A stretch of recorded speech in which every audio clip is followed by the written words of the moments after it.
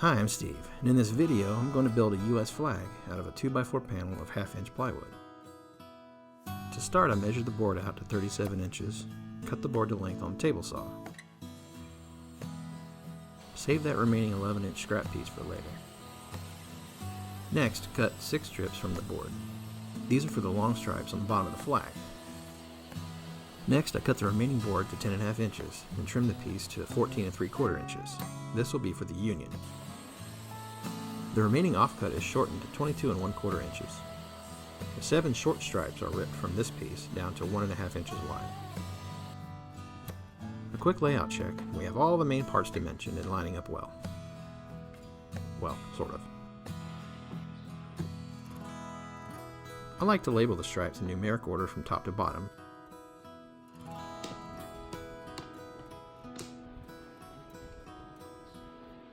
And I mark an up arrow on the back of the union to indicate the top. This helps me keep things organized. To add some definition to all the parts, I add a slight chamfer to the edges of all the stripes in the union.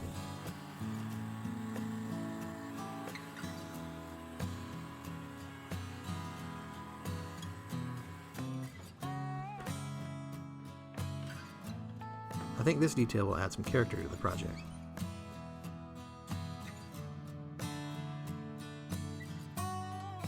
Now it's time to stain the union. I'm using Minwax water-based tintable stain. The tint for the union is called True Blue. I apply the stain with a foam brush, let it soak in for a couple of minutes, and then wipe off the excess with a rag. Here I'm using a template that I found on Amazon to apply the stars to the union. First I'll apply a quick spray of temporary adhesive to the template and place it on the union, making sure there's a good seal.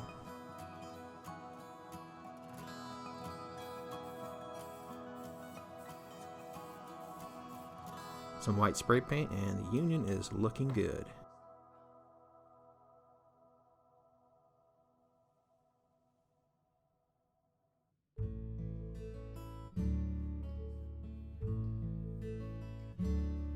So next it's time to stain the stripes. And since I numbered the stripes 1 to 13 from top to bottom, I'm going to be staining the odd numbered stripes.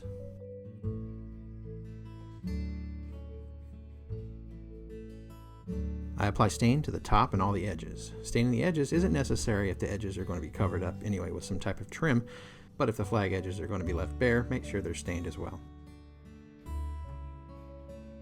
The tint I'm using for the stripes is called Scarlet.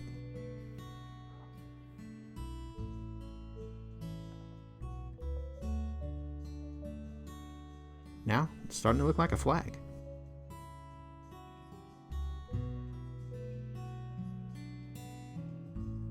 To assemble the flag, I use a clamping jig that I built using a design by Pawpaw from the Pawpaw's Workshop channel on YouTube. If you're interested in building your own, I'll put a link to a couple of Pawpaw's videos in the description. And yes, I like saying Pawpaw. Next, I'll leave the parts out in order, but I swap the positions for the short stripes in the union.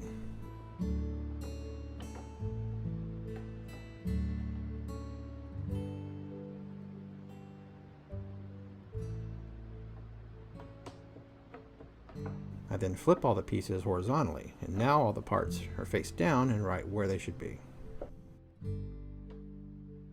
Next, the clamping jig cauls are put in place, but not tightened. A couple of scraps are placed on the side and the top of the flag parts. These help apply pressure evenly and eliminate damage when the clamps are applied.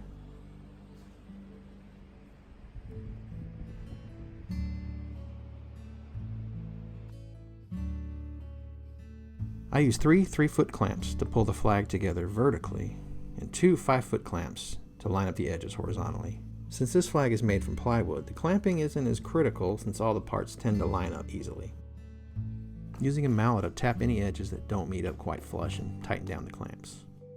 This jig really shines when building a flag from solid lumber, especially when the wood is a little twisted or bowed. Next, the cauls are tightened down to ensure everything stays flat during assembly. The braces are cut from the 11-inch scrap that we cut off at the very beginning. This scrap is cut down to 19.5 inches long to match the height of the flag. 4 braces are cut, 3 that are 2 inches wide and 1 that is 4 inches wide. The 4-inch brace will cover where the union and the short stripes meet up. A little sanding knocks off any splinters. You can probably tell the bolts that I bought for this jig were an inch too long, so I had to add some 1-inch wood spacers. I plan to make new cauls that are about an inch thicker, so the bolts should work just fine once the cauls are replaced.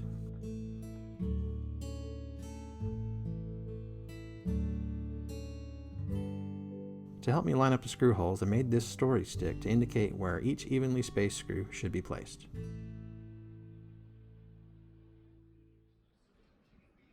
For each of the braces, I marked the screw locations, pre-drilled each mark,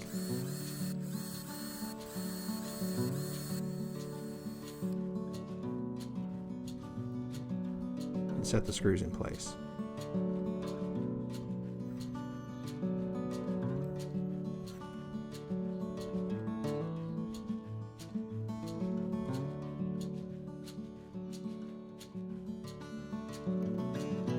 I apply glue to the opposite side of the brace and spread it evenly with a roller.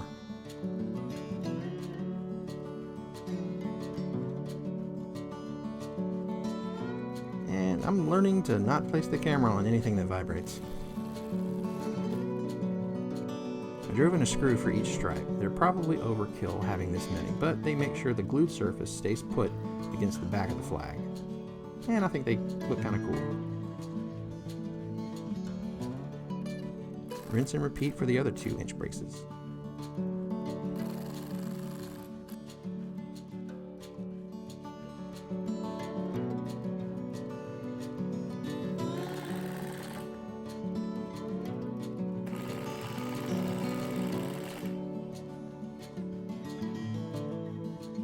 And here's the new and improved Story Stick 2.0, now with Union indicator and bolder fonts.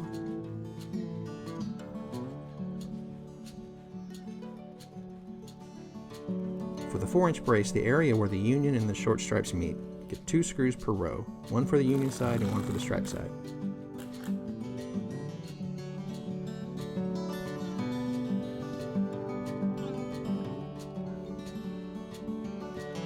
Yeah, that's a lot of screws.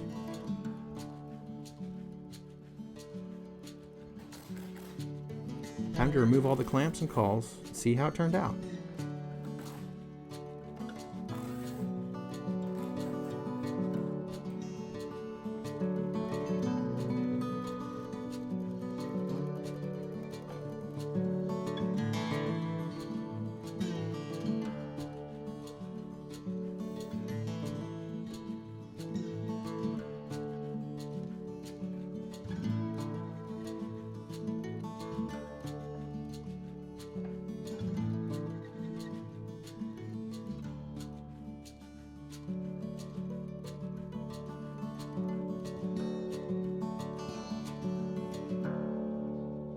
Looking good.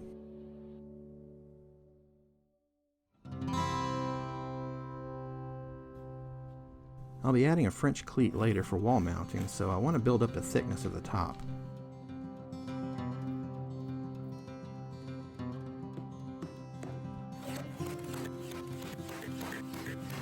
The total thickness is 1 7/16, so I cut some oak trim down to match the thickness.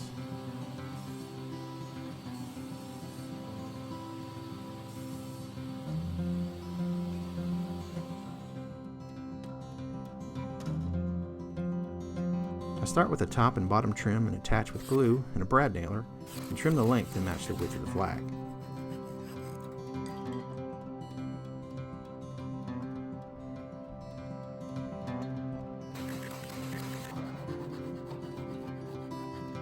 Next, I attach the side pieces the same way and trim the end to match the height of the flag, including the top and bottom trim pieces.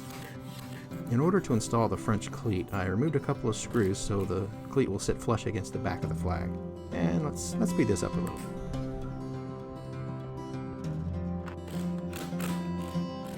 Now for some sanding. For the finish, I'm applying a couple coats of furniture paste wax. I like the way the wax finish looks when it's all buffed out.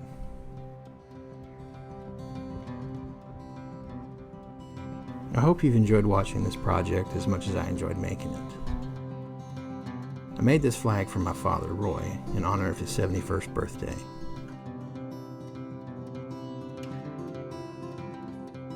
Dad served in the U.S. Air Force for nearly 25 years. And I was proud to follow in his footsteps for almost 9 years myself.